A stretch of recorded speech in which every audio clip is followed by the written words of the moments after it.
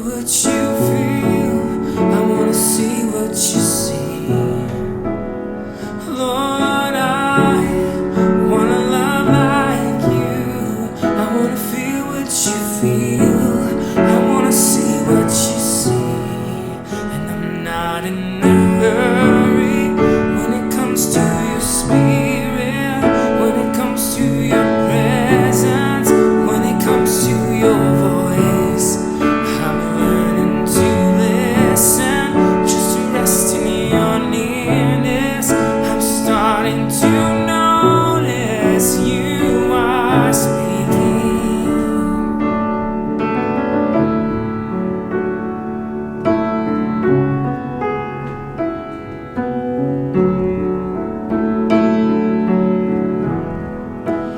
Open my eyes, I wanna see you. Open my ears, I wanna hear you speak. Tell me your thoughts, what's on your mind. I'll be your friend, I wanna see through your eyes. I wanna see through your eyes.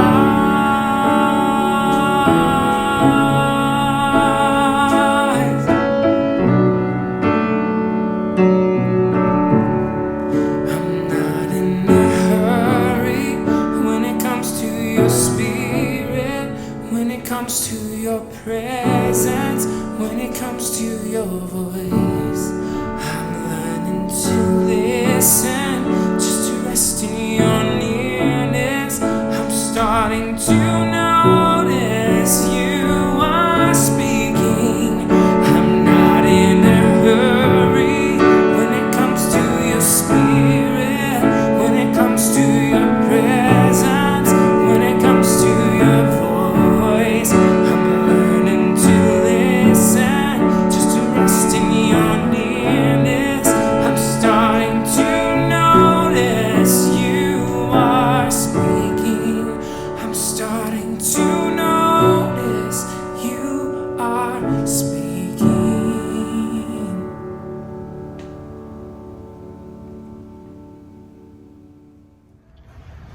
Happy Saturday, Evensong. I hope that you had a really amazing week. I am so excited for you tonight. You get to hear from the incredible Natalie Macy, and she is sharing so many beautiful things with you. Before we start, I have a couple announcements for you.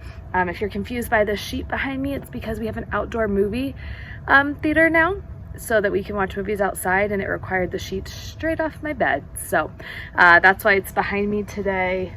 It doesn't add a whole lot for us, but it's something. We have some really great things happening at St. Andrew. First, we are still working to resurrect our city, and so some new ways we're doing that is through our hand washing stations. Lots of you have said, hey, we'll help build them, and the great news is the rain barrels are in, and they're decorated, and they're ready to be plumbed. And so if that is you, or if you are on the fence about building a hand washing station, I would love for you to be a part of that. I will provide you all the instructions and can get you a rain barrel. And so I hope that you will join us. Those will go downtown to help keep homeless individuals a little bit cleaner during this time. The other thing is that we are still collecting food. Our biggest needs right now are fresh fruits and microwavable foods. And so those can be dropped off Tuesday, Wednesday, and Thursday from 9 to 1 at St. Andrew, and we will get those distributed throughout the week. We also have Blessing of the Backpacks coming up. I know school feels a little bizarre right now, and you may be trying to figure out what's best for your family, but we still want to celebrate kiddos getting back into learning environments, and parents as you help educators now more than ever, and teachers as you prepare for just a really bizarre school year. And so that is August 8th for us, and we will send more information soon, but mark your calendar because we will have an opportunity to connect with you through our Blessing with the Backpacks events. Our question this week, I asked about coffee midweek, and then I started wondering so many other things, so many food-based things. And so then Noah, my sweet 3-year-old, said, asked me what my favorite car was, or what my dream car was. And so I want to hear what your dream car is. Mine is a VW van, you know, the beach cruisers.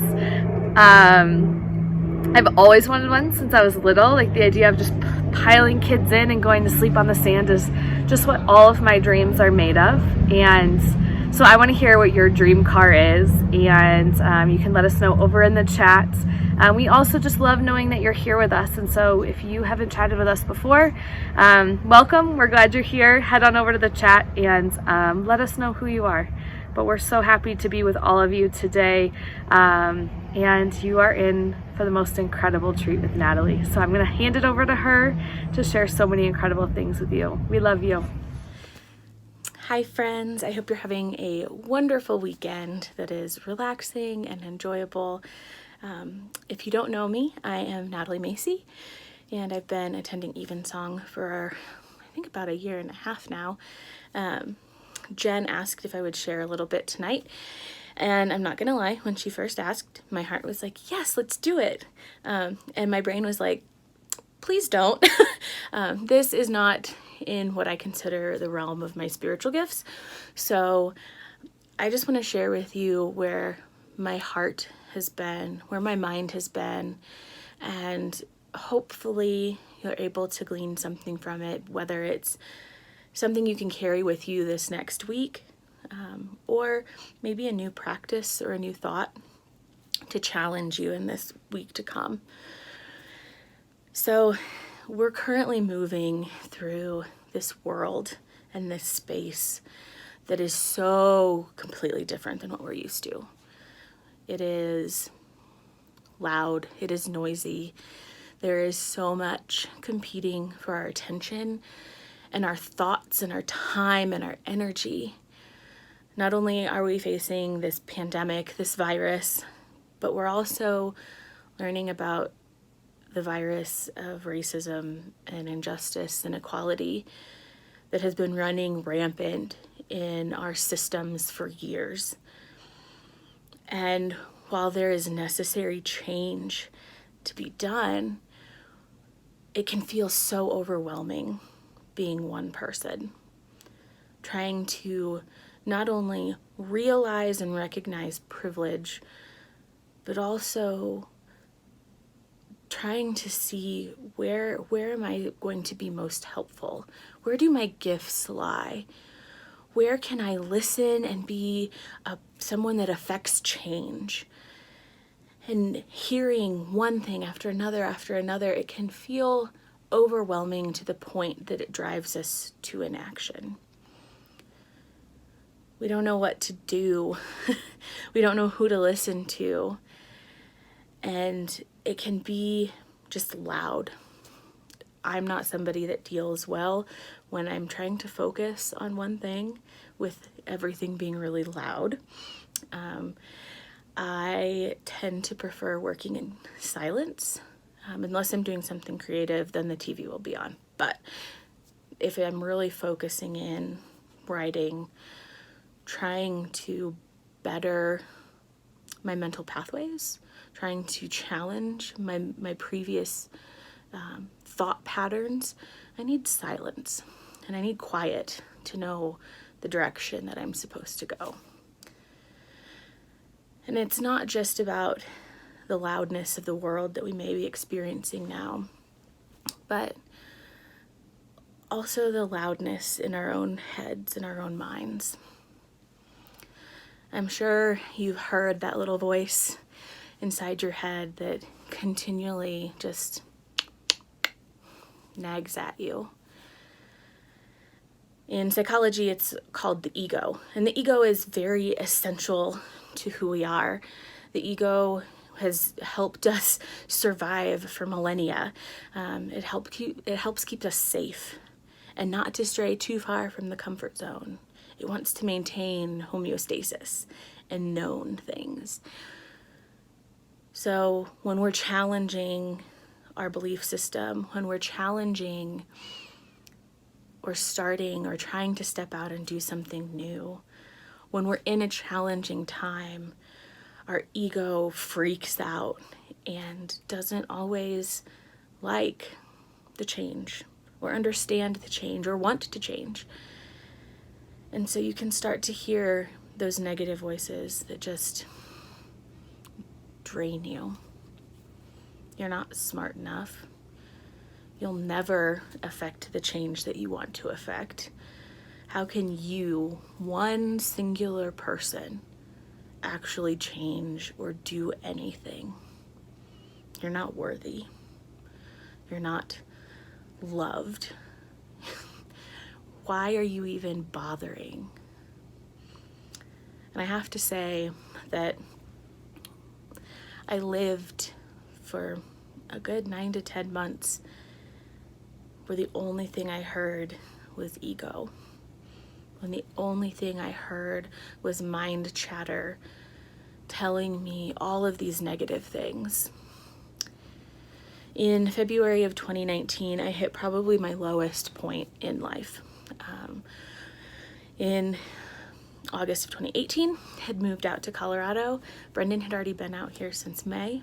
I had been on the job hunt since May, and by February, I had applied to over 700 jobs. Resume, applications, retail, restaurant, organizational leadership, marketing, development, creative avenues, even internships, anything that I saw that I related to, that I would be passionate about working in, I applied for. And it always came down, it was one of two candidates, and they went with someone else. In February, I was just beaten down. I just felt obliterated. I felt alone, not worthy. I was a new graduate student. I had just graduated with my master's, and I had been so passionate and on fire for wanting to help leaders become the best versions of themselves that they could be and help bring others with them. And it was gone. That voice in my head was telling me all the time how unintelligent I was. I was stupid for even trying. I was stupid for applying. Nobody wanted me. All of the people that cared were 1,100 miles away. No one really cared. And after months of just hearing that voice, I broke. I started seeing a therapist who it has been life-changing for me. And one of the things that she did was really start diving into what I was currently feeling. And if past things came up, we talked about them. But after meeting for several weeks, I remember she looked at me and she's like, so all you're hearing right now is this negative self-talk, this negative chatter. You're not good enough. You're not worthy enough. You're not lovable. You aren't anything special. You aren't anything worthy of being saved. And she's like, but deep down, it's not true. And I was like, yeah, but how am I supposed to believe anything else when there's just this negativity and this constant loud voice telling me otherwise? And she said, you need your Elijah moment. And that kind of hit me.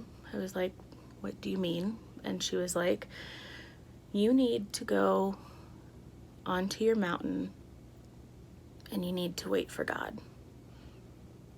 Just be still. She's like, that's your challenge for the week. She's like, you need to meditate and you need to listen for God. And I said, okay. I had meditated a little bit in my late 20s off and on. I'd never really called it meditation because I grew up in a more conservative church background, and thankfully not from my parents, but from teachers, it was meditation is bad. That is for other religions. It's sinful. And so when I had discovered being still and quiet, I called it that. It was my time of reflection, of quietness. So hearing meditation kind of made me bristle a little bit, but I'm glad that I bristled. And I'm glad that I had someone to challenge my preconceived notion about what meditation is. So with my task at hand, I went home and I looked up the exact passage that my therapist was talking about, and it was in 1 Kings 19, around verse 11 through 13. And in this passage, Elijah goes to the mountain and he's in a cave. And he's supposed to wait for the Lord to pass by. And as he's sitting there waiting, this giant storm comes up. Thunder, lightning, rain, flooding, just pounds the mountain. And he still sits and he says, God's not in that right now. And the rain subsides, and the next thing to come up, Elijah is sitting and he feels the ground shake. And boulders and rocks start falling, and it's an earthquake. It's loud, it's abrasive, it's intrusive, it's terrifying. And he's like, God isn't in this either. And then the fire. And I can picture Elijah sitting there, feeling the heat of fire hitting his face, his eyes and nose burning with the smell of smoke and ash and soot getting everywhere, hearing the roar of the fire just surrounding this mountain and this cave. And Elijah says, God's not in that either. But then the fire subsides and stillness comes in. And peace, and like a gentle whisper, the wind, just gentle, calm. And Elijah stands up and he covers his face and he goes to meet God. I wonder how many of us have taken the time to sit in the stillness and wait for God, to really try and hear God's voice. It had been a long time since I had done that, waiting and sitting in silence. I'd been longing to hear the voice of God.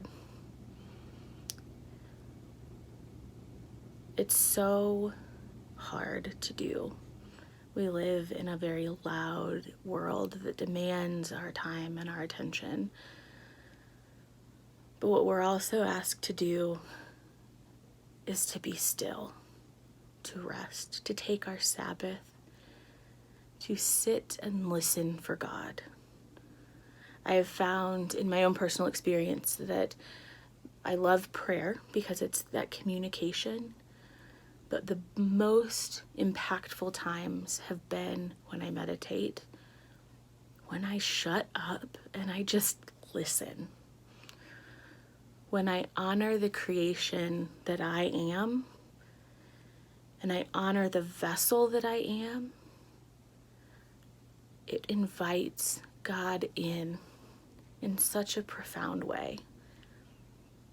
I remember that first meditation after my therapy session, and I have an app that I use, and I turned that on, and 5 minutes was like, I can do 5 minutes, just laying, being quiet, it's fine.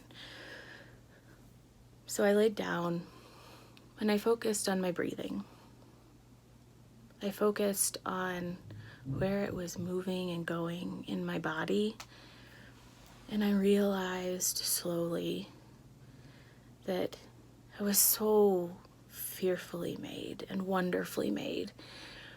And that mind chatter, that ego, that negative little was still going like, who do you think you are trying to talk to God? This is so stupid. Why are you doing this? And I just said, that's fine. You do what you need to do right now. I'm going to stay right here. And after a few minutes, that mind chatter went away. And soon this peace this deep stillness just filled my being. There was such a profound sense of love and grace and abundance and peace and just calm.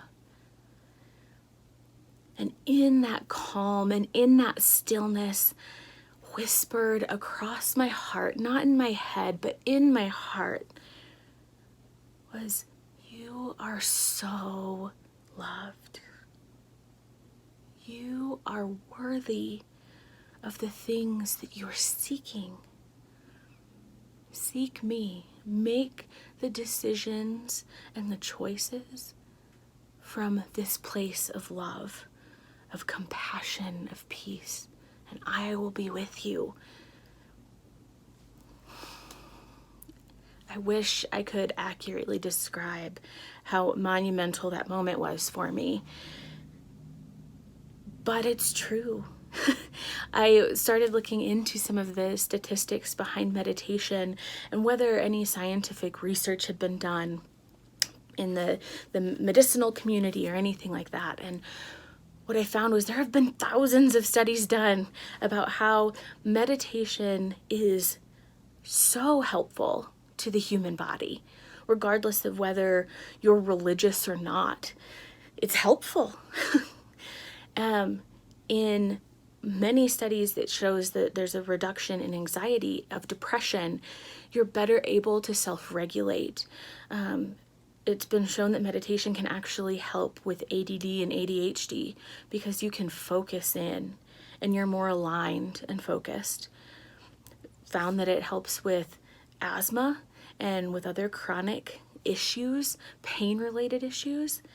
But one of the most mind-boggling things that I found while researching meditation was 22 different studies have shown that people that meditate are more kind.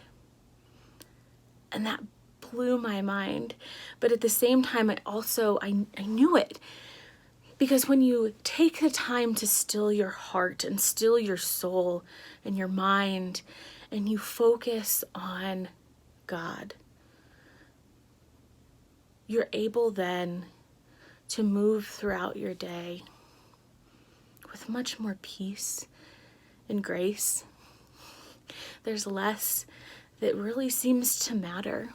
You know your focus, and you know that the decisions and the actions that you can make from a place of love and grace and peace. You make those decisions because you feel so close and in tune to God. I try to continue my meditation practice even now.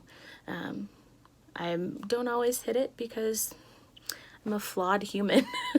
I'm imperfect. But when I find that I'm truly struggling, when I'm truly don't know where to go, when I feel overwhelmed by wanting to help but not knowing where to start, the best place that I can start is shutting up and just listening for God's voice. I want to challenge you this week to take some time and listen. Listen for God's voice. Listen for the direction that you're being called. Take time and just still your body. One of my favorite things that I learned was taking a verse from Hebrews. Be still and know that I am God. And using that as the start of a meditation. Just getting comfortable and sitting and saying, be still and know that I am God. And then repeating that as many times as I need, and then shortening it by just a couple of words. Be still and know that I am. Be still and know. Be still and be.